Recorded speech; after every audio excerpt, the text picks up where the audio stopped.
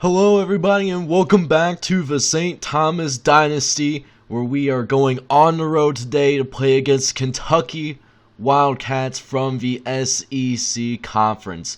Now, they are 3-3 on the season. They're 1-3 in SEC play, but they haven't lost to anybody outside of the conference, whereas for us, we're on a 3-game losing streak, so hopefully we can go about turning this around regardless. Should be a good game though, so make sure you smash that like button, hit me up in the comments, and subscribe if you're new. Let's get this game underway. Moving into game action now, as St. Thomas actually will start with the ball first today. Usually the other team starts out with the ball, and we're going to start off with a little throw to Kevin Stone, our best receiver on the squad. He'll pick up 6 yards for us. Then 2nd and 4, we're going to do what seems like the exact same thing, except Desi Lindsay this time, our walk-on QB with some mobility. He's going to scramble, get out of bounds, and pick up the first down. As we're going to try and see if we can get some points on the board. Should be a tough one for us. We're going up against an SEC squad, but right now we're looking pretty good to start out, as Freddie Gibson makes a 29-yard catch. So now we find ourselves in Kentucky territory. As we're looking around, we're going to throw another tough ball to Kevin Stone, although he comes down with it. Dude's been showing hands like All-State lately. As now we're driving down the field, and Mark McDaniel, he makes a catch for us on the next play, and we're basically at a 1st and 10 situation coming up, and we're going to throw a perfect ball to Andrew Green, the true freshman, making the catch for us, and we take a lead 7-0 Tommies.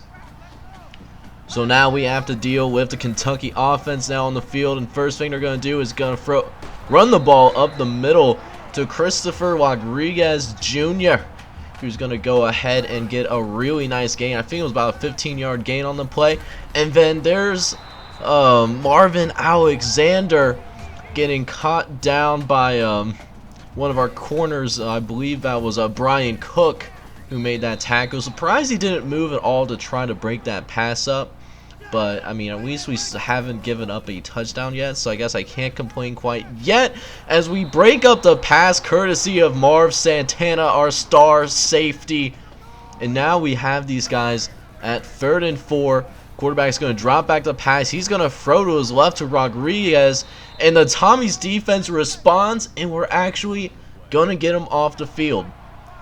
So can we build off that success and get some more points on the board, make it a 2-score game, and it's looking good as Kevin Stone somehow makes that catch. We tried to do a little stutter step to get that last safety out of the way, but look at this throw. That is an amazing throw. Was able to slide it in between 2 guys, and we're going to end up getting a bunch of yards on that drive, but then our drive is going to end up stalling out after that great throw, as we will be forced to settle for a field goal. And now it's 10-0. But now, after a couple of possessions back and forth, where each of us had a 3 and out, nothing crazy or amazing happened. Kentucky will now have the ball here, down 10-0 with about 20 seconds left here in this first quarter, as Rodriguez once again finds a hole up the right-hand side and is going to get across the 50 for the first time today. So now the Kentucky Wildcats are looking to get some more progress before the end of his first quarter coming up, and they're going to try to use the no huddle, but it is the end of the first quarter already, and we find ourselves up 10-0. Alright guys, so welcome back to the second quarter, and now it's going to be a run up the middle, but Josh Parker smells it out, and we force him for a loss of 5, and now 3rd and 8, going to try to throw it up the right-hand side, and it's a perfect throw to Marvin Alexander. So now it's a fresh set of downs for this Kentucky offense, as they're looking to get their first points of the game, and they're going to throw it to the left to Oliver, and Oliver is able to get out of bounds, and they're just about in the red zone. Kentucky with their first serious threat of the game, actually, after looks like 2 to 3 possessions. And Rodriguez is going to get into the end zone. It's a touchdown. It's going to be a 10-7 game already. So now the Tommies find themselves back on the field once again. It's going to be a throw to the left to Kevin Stone. He initially had the catch, but then it's broken up by this Kentucky secondary. So now 2nd and 10. It's going to be a throw up the middle to Freddie Gibson, who takes a shot but is still able to hang on, unlike Kevin Stone on the previous play. And now it's a 1st and 10 as Christensen. He's going to take the run up the gut for 9.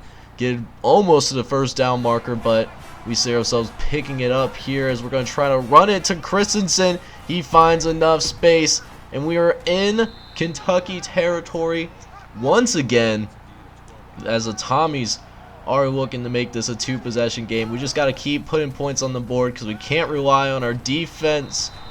As Andrew Green gets 5 yards for us, and now here we are, 3rd and 3. We're going to try to get it to Andrew Green, but unfortunately he drops a pass. We're going to have to punt the ball away. No, wait a minute. We're going to go for it as we don't want Kentucky to have his ball in actuality. Lindsey's going to find the first down. He's going to dive for it, and he's going to get it. Our drive is still going to continue as now 1st and 10. Desi is looking around. We're going to try to throw a long pass to Dilkins, but unfortunately it was underthrown, and it's going to cost us as we had Dilkins running on the right sideline. Nobody was covering him, but because it was a bad throw, Kentucky will now have the ball. So now we're just trying to prevent Kentucky from getting any points, and we miss the initial tackle, but Corey Ford is there to eventually clean up the mess for us. As now 2nd and 2 coming up here. It's going to be another run up the middle to Rodriguez Jr. Rodriguez Jr. is able to get up to 1st. Next play, Kentucky running their no-huddle offense, and nobody accounts for this quarterback. Tommies are running into each other. We're actually very fortunate that we were able to catch up because he ran into his blockers. That could have been a touchdown if that was not the case for John Neal. But, you know, it's all good. We can at least slow him down for a little bit. As Rodriguez, he's going to be thrown back eventually by Marv Santana once again. And it's going to be an 8-yard gain. It's going to be 2nd and short coming up as Kentucky is actually looking to take their first lead of the game. And they're going to inch a lot closer as Corey Ford's going to have to bring him down from behind. A couple of plays later, our defense makes some nice stands and get a little help from the penalties, but unfortunately, Marvin Alexander is wide open in the back of the end zone. And for the first time today, Kentucky has the lead in this game. So now here we go, minute and a half left in this first half, and we're going to try to throw it to Freddie Gibson to start this drive. And we do get a nice bit of yardage there, but it does go. It's not a first down, so we're going to have to call our first time out. And then we had, I believe it was Kevin Stone wide open, but unfortunately because we got hit, it did not get to him, so we're going to have to try to run up the middle, just pick up the first down, which we do manage at the very least to go do that. So now 1st and 10 for us. We can at least stop Kentucky from scoring any more points in this half, and we nearly did it again. We had Freddie Gibson open in the flat, and unfortunately because we were hit, that means we had to, it was incomplete as Freddie Gibson makes a nice grab. Thought that was going to be picked off when I threw that ball initially, but instead we got extremely lucky. And instead it's going to be a fresh set of downs for us as we're trying desperately. You know, our offensive line has really been struggling on this particular drive in providing pass protection for Desi Lindsey, you know, who's not the type of person that can really carry your squad. We need our guys around him to perform well. And for the most part, they actually have, as you know, find ourselves down 14-10. Lindsey's going to scramble out of this, though. He's going to get the first down as well as get out of bounds, which will stop the clock without us having to take a timeout. And so Desi Lindsey, he's going to try to throw to Andrew Green, but it was off the mark. He was wide open, but then tried to cut up field. And I guess Desi Lindsey was trying to lead him, and it just didn't work. As speaking of things that didn't work, there's Freddie Gibson open, and it was also overthrown. So now we have a 3rd and 10. So what we're just going to try and do is try to catch him off guard with a run play, and it nearly works. But we're just a few yards shy of the first down marker, and what we're going to do is just go ahead and run out the clock, and it's going to be a perfect kick for Julian McAfee, and that actually is going to do it. That is going to be the final major play here of this first half as we are only down by 1 point to Kentucky, We just got to go into the second half, still execute, and maybe we can win this game. Alright, and welcome back to the St. Thomas and Kentucky game here on probably the SEC Network. That seems like an SEC Network kind of game. And Kentucky will start with the ball in the second half as Rodriguez Jr. starts off with a great gain to start the second half as Kentucky looks to dominate early. And there is Kentucky running to the races. Marv Santana catch him. And that is going to be another touchdown for these Wildcats. Is now going to be a 21-13 ball game as now St. Thomas is slated to take over, and Christensen almost picks up the first down but is just a millimeter short, and we're going to just go ahead and go for it here. We have nothing left to lose at this point.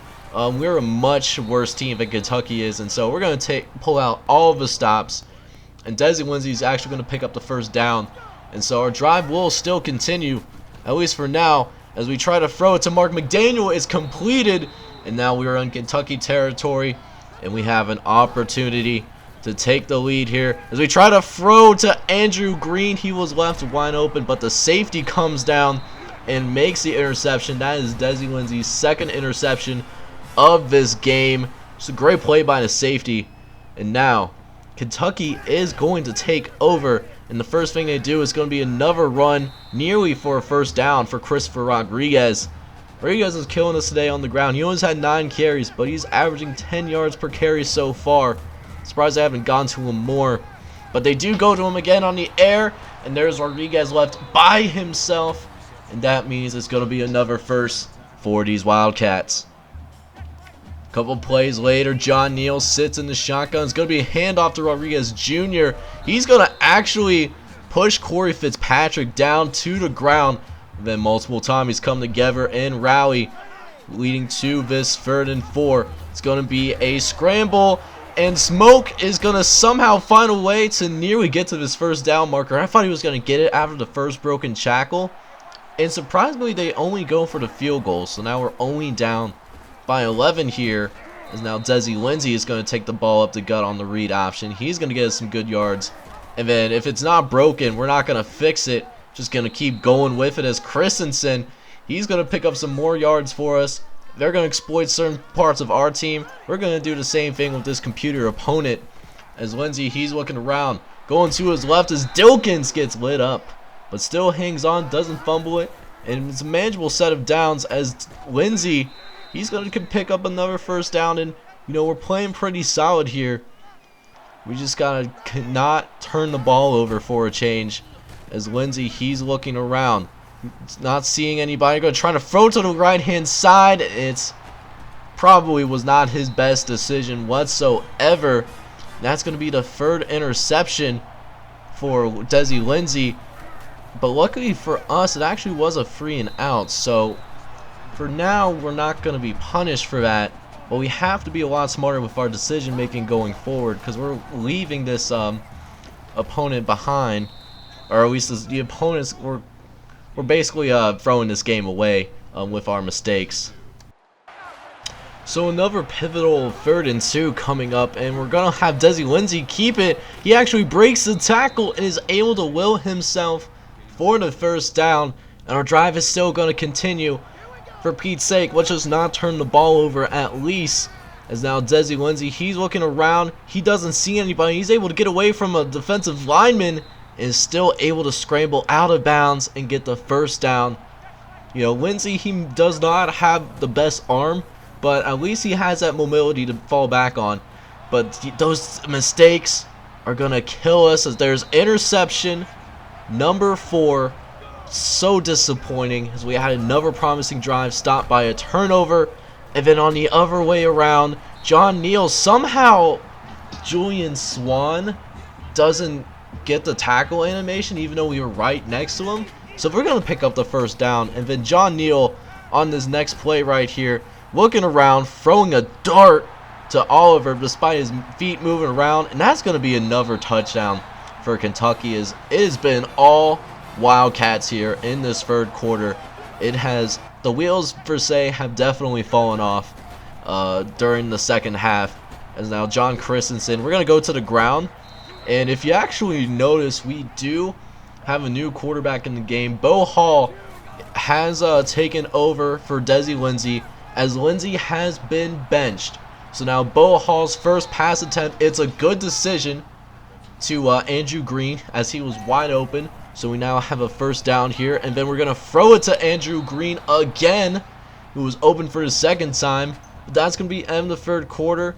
We were in it, and now suddenly we are not. And now at this point, we probably are just playing for pride, as unless something happens here, we probably will be losing this game. But we're certainly not going to give up yet, as we're going to throw a dart to Patrick Cruz, but he drops it. Oh, that would have been big for us, but instead we'll have to try again here with this 3rd and 8. And we're going to try to throw it up the middle, but we don't have time as we were sacked. And so now we're going to just try and pick up the first down here. Bo Hall once again gets lit up. Offensive line 2 times in a row just gets completely beat, as multiple Wildcats were barreling down at him and just did not have the time. And so now Kentucky is going to take over, and there's the fullback actually coming out of the backfield, making the catch. It's going to be another huge game.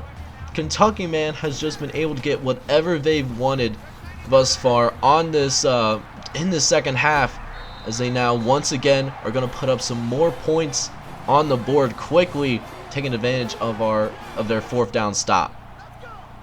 So now we're just going to go ahead, run 4 verts, see if we can get something going. And first thing that happens is we get sacked for the first play of the drive. But then we'll turn around and get all of those yards back and more, as Patrick Miller is open and we hit him for a nice dart. 27-yard gain on the play, as now these Tommies are playing a lot better, but we, of course, have an incompletion for our next play. So now here we are, 2nd and 10. Bo Hall dropping back, going to try to throw it over to Kevin Stone. It was just a little bit off target, just a little bit overthrown. The idea was there, but just not the execution. And now we'll have to contend with a 3rd and long, as Chad McKenzie drops that pass from Bo Hall.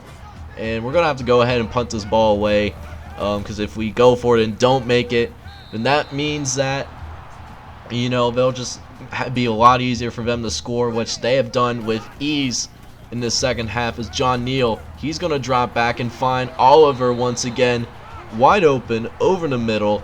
It's been a common theme so far in this second half, as now John Neal is looking to put some more points in for the sake of the stat sheet, as there's Rodriguez Jr. going down the sideline. Malachi Jackson is taken out, and he's able to walk into that end zone after that stiff arm. And man, it has been a tough game for us, and that's actually going to do it for us. We did put the rest of our backups in after that demoralizing touchdown run, and we lose this game 48-13. And let me tell you, it was a lot closer of a game than what the score stat sheet says, because we were basically tied with them at halftime, and then in the second half we let all of the wheels fell off. And you know, it just shows that we still have a lot of work to do going forward in the St. Thomas Dynasty. Alright guys, so here's the stats for today's game. So we start off with Desi Lindsay as our starting quarterback, and he was terrible today. Like, it was to a point where this loss is on him. Like, the 4 interceptions, you know, a couple of them weren't his fault necessarily, but he made some bad decisions that really took us out of the game in the second half. But Bo Hall wasn't much better. He was 3 for 14 for 60 yards, so we're probably going to have to stick with Desi Lindsay for the time being. Running game though, we did have a solid job with our running game. Kristen and Lindsay did combine for over 140 yards rushing. Bo Hall had -21. That was from the sacks that he took, and then Dilkins, he got a carry in as well for a grand total of 3 yards today. As for our receivers, we scored 1 total touchdown, which was caught by Andrew Green. Although Kevin Stone had the most receiving yards, he had 87 yards, and he's up to a 71 overall. So dude's really been working on his game and really grinding on his craft. And then you could say the same to a degree for Freddie Gibson. You know, He only had 1 drop today. He had 6 catches for 76 yards. And then, of course, our defense. You know, our defense did really well in the first half, and then our offense just kind of put our defense in a really bad spot towards the end. So Brian Cook, he had 10 tackles. It's twice as many as anybody else. I don't think we had any sacks or turnovers today, unfortunately. But yeah, you know, Brian Cook, it was someone that I wanted to highlight because he had double-digit tackles in today's game. Alright guys, so next time out we get to return back home to the safe confines of Oshkosh Stadium to take on the North Texas Mean Green, and hopefully we can solve the offensive woes that we've had over the past couple of weeks and get our season back on track. That's all I have for today, folks. Make sure you smash that like button, hit me up in the comments, and subscribe if you're new. This is John J Gaming on the mic, and I hope you all have a wonderful day. Take care, everybody.